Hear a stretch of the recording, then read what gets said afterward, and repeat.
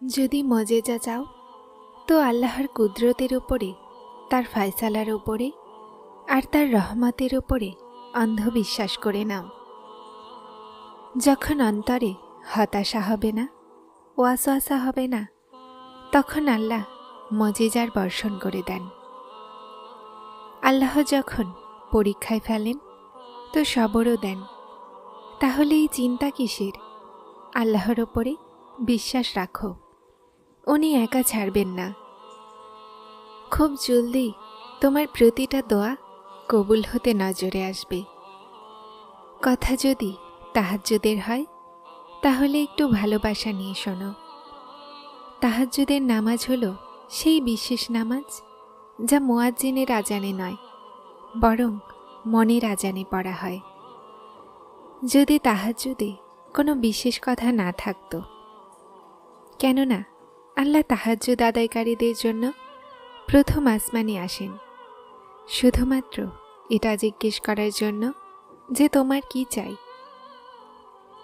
আল্লাহ তাদের দোয়াগুলো সপ্তম আসমানেও শুনতে পারতেন না, কিন্তু তারপরও তাদের সাথে সাক্ষাতের জন্য দাওয়াতনামা আনেন।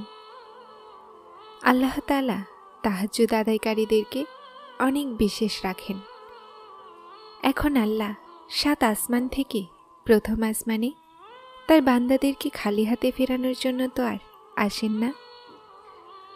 আল্লাহ তোমার নসিব তার মর্জিতে লিখে ফেলেছেন, আর যেই দোয়া এখন তুমি চাচ্ছ সেটাও সেই নসিবেরই অংশ। শিফা হয়ে যায় সেই অশ্রু যা নিস্তব্ধ রাতে গড়িয়ে পড়ে। কোন বলেন আল্লাহ, আর এক মুহূর্তেই তকদির বদলে যায়। তাহাজ্জুদের সিজদাতে গড়িয়ে পড়া এক ফোঁটা অশ্রু পুরো জীবনকে বদলে দেয়। আর খাস হৃদয়ে চাওয়া শুধুমাত্র এক দোয়া নসিব বদলে দেয়। তাহাজ্জুদ পড়তে থাকুন, মজেজা তো প্রতিটা দোয়ার হয়, কিন্তু তাহাজ্জুদে অনেক শক্তি আছে। ফরজ নামাজ প্রথমে, তারপর তাহাজ্জুদ। 7 আসমানের ওপারে সফর করে তাহাজ্জুদের দোয়াগুলো কখনো হতাশ করে না। তাহাজ্জুদ এতটাই দামি, যদি আল্লাহ আমাদেরকে না দিতেন তো আমরা কখনোই বুঝতে পারতাম না যে আল্লাহর ভালোবাসা কাকে বলে। তাহাজ্জুদের নীরব সিজদা আর ফোঁটায় ফোঁটায় গড়িয়ে পড়া অশ্রুগুলোকে তিনি কখনো জায়া করেন না। যখন যাওয়া হয় প্রিয় ইবাদতে, তো প্রিয়দের দোয়া কিভাবে অসম্পূর্ণ থাকতে পারে? কোনো জিনিসের অস্থিরতা যদি তোমাকে তাহাজ্জুদে এনেছে না, তো সেই জিনিস আল্লাহ কখনোই অসম্পূর্ণ ছাড়বেন না, তিনি অবশ্যই দিবেন। তাহাজ্জুদের দোয়ার মাধ্যমে সেটাও পাওয়া যায় যেটাকে মানুষ অসম্ভবের তকমা লাগিয়ে দেয়। ভালোবাসা আল্লাহর থেকে শুরু হয়ে যায়, তো মোলাকাতের অস্থিরতা ফজর থেকে শুরু হয় আর তাহাজ্জুদে শেষ হয়। কখনো কখনো মানুষ লড়াই করতে করতে ক্লান্ত হয়ে যায়। কখনো কখনো মানুষ লড়াই করতে করতে ক্লান্ত হয়ে যায়, কিন্তু শেষ আশা রাতের নিস্তব্ধতায় তাহাজ্জুদের সিজদাতে অশ্রুগুলো নিয়ে আল্লাহর সাথে কথা বলে, আর তারপর মন হালকা হয়ে যায়। তুমি যে স্বপ্নগুলো দেখো সেগুলোর তাবিরগুলো তোমার দোয়াগুলো লিখে। তোমার হাতগুলোর আল্লাহর সামনাসামনি ওঠা তোমার নসিব বদলে দেয়। আর যখন তাওয়াক্কুল করো তো এটা ভেবো না যে যা চেয়েছি সেটা পাবো কিভাবে, বরং অপেক্ষা করো যে যা চেয়েছি সেটা যে কোনোভাবেই হোক অবশ্যই পাবো। কখন আর কিভাবে, এই কথার ফায়সালা ওসিলা বানানিওয়ালা রবের ওপর ছেড়ে দাও। মন বদলাচ্ছে না তো কি হয়েছে? তাহাজ্জুদের মাধ্যমে তো নসিবও বদলে যায়। যখন সেই আল্লাহ রাতের শেষ প্রহরে তোমাকে সাক্ষাতের জন্য ডাকেন, তখন তিনি তোমাকে তার দরজা থেকে খালি হাতে ফেরাবেন না। তাহাজ্জুদ আল্লাহ পাকের প্রিয় ইবাদত। ভাবো, তাহাজ্জুদ গুজাররা আল্লাহ পাকের কতটা প্রিয় হবেন।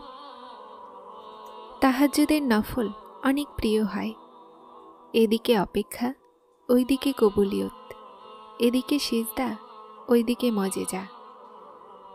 তুমি উসিলার খালিককে রাতের অন্ধকারে ডাকো, তিনি তোমাকেও মজেজার সকাল দান করে প্রশান্ত করে দিবেন ইনশাআল্লাহ। আল্লাহ আপনার অপেক্ষা করছেন। বিশ্বাস করুন, এই দেরি, এই অগণিত দুঃখ, কষ্ট আর তোমার প্রতিটা দোয়ার জবাব রাতের শেষ প্রহরে পাবে। তাহাজ্জুদের দোয়াগুলোতে কতটা শক্তি আছে। তাহাজ্জুদের দোয়া এতটা শক্তিশালী হয় যে সেগুলো আসমানের কাছে পৌঁছাতে আল্লাহকে রাজি করিয়ে নেয়। তাহাজ্জুদের ওয়াক্তে সে জায়নামাজে বসে কালো আকাশকে দেখতে দেখতে দুই হাতকে দোয়ার জন্য তুলে বলল, ইয়া আল্লাহ, ইয়া আল্লাহ, আপনি অনেক প্রিয়, অনেক প্রিয়। আর এটা বলতে গিয়ে সে কেঁদে ফেলল। তাহাজ্জুদ সেই প্রতিটা মজেজা করাতে পারে যেটার ব্যাপারে দুনিয়াবাসীরা বলে, আমরা তো সাধারণ মানুষ, আমাদের জন্য কিভাবে হবে এমন মজেজা। তারা হয়তো ভুলে যায় যে সেই রব মজেজা করতেও সক্ষম। তিনি আমাদের সাধারণ মানুষেরও রব। আল্লাহ সূরা আল ইমরানে বলেছেন, দোয়া পাহাড়গুলোকেও তাদের জায়গা থেকে সরাতে পারে। তাহলে কবুলিয়তের তো সন্দেহই আসে না। আপনার তাহাজ্জুদ পর্যন্ত আসা তো এই কথার প্রমাণ যে আপনার দোয়া কবুল করা হয়ে গেছে। এটা ভেব না যে তাহাজ্জুদে চাওয়ার পরও আমার দোয়া কবুল হলো না। কথা যদি তাহাজ্জুদের হয় তাহলে একটু ভালোবাসা নিয়ে শোনো। তাহাজ্জুদের নামাজ হলো মহান আল্লাহর প্রিয় নামাজ। তাহাজ্জুদের দোয়াগুলো যখন নসিবের সামনাসামনি এসে খাড়া হয়ে যায়, তখন কোনো কিছুই অসম্ভব থাকে না। তখন কোণের আওয়াজ বাজে। তাহাজ্জুদের নীরব সেজদা আর ফোঁটায় ফোঁটায় গড়িয়ে পড়া অশ্রু আল্লাহ কখনো জায়া করেন না।